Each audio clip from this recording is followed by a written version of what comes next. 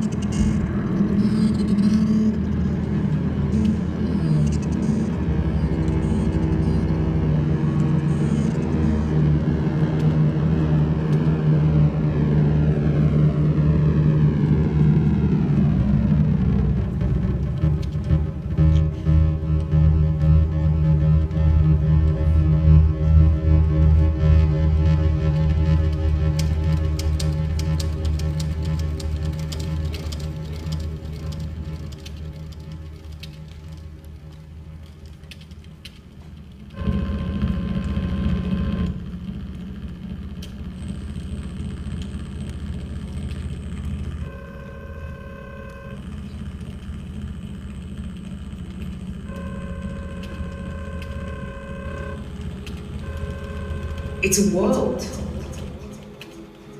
It's an invisible world. It's not a living, breathing thing. Is it one entity? Is it many entities? Is there an internet god? Okay. Is there an internet goddess? And it's something that I don't think any of us, I mean, none of our writers, none of our science fiction writers ever dreamed this up. It's in the ether. I mean, it's not even in ether. I don't know. It's how do you grasp it? How do you put it in a box and say this is where you exist? I am amazed at the amount of faith people have in this machine. I think there is a great disconnect with the young generation these days, with a sense of who they are, where they're from.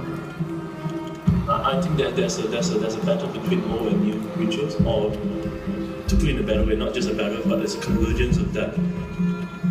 Because society is changing, and it's changing at a rate which has never happened before.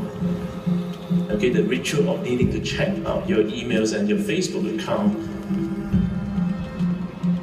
We have sacrificed one very major aspect of the life of the mind and the life of the spirit. That is contemplation. I think people don't have any time now for the contemplation of an idea. I think technology has a lot to answer for. It gives you a sense of community, but it also keeps you apart because you don't need to feel a physical sense of community. It's a virtual community.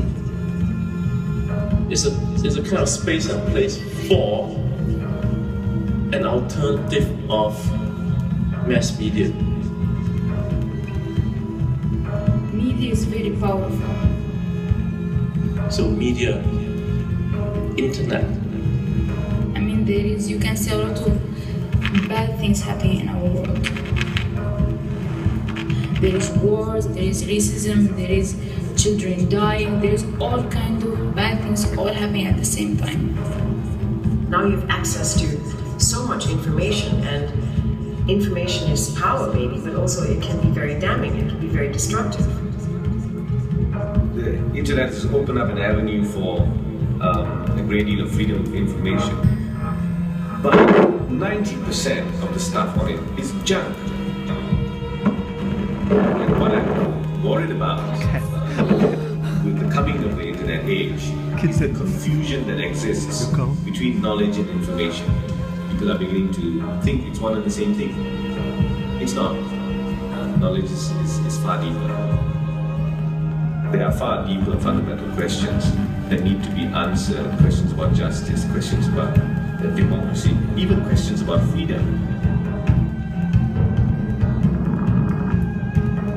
Freedom. Freedom. Freedom when you have the power to do anything that you want. Freedom means I don't want anybody to disturb me.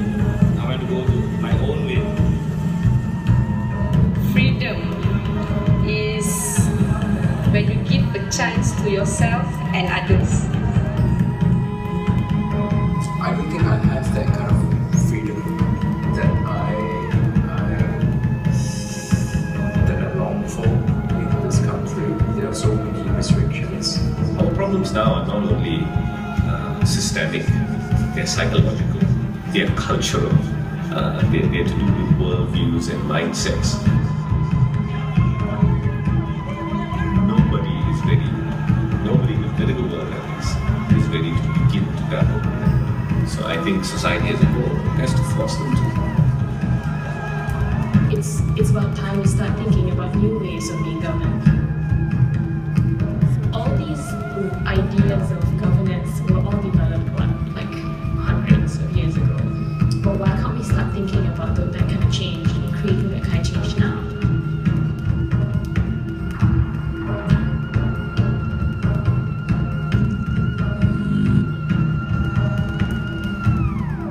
We cannot vote in a government tomorrow and think things are going to change.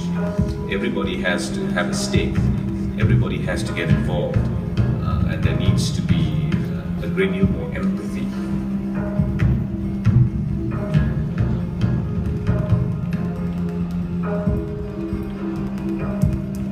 We emphasize this term tolerance in this country. You know what tolerance is?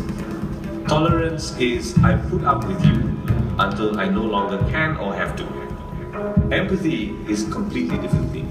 Empathy is I feel for you, I'm a part of you and you're a part of me.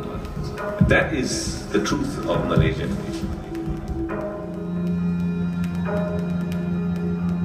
This country inspires me, and as long as it continues to inspire me, this will be more.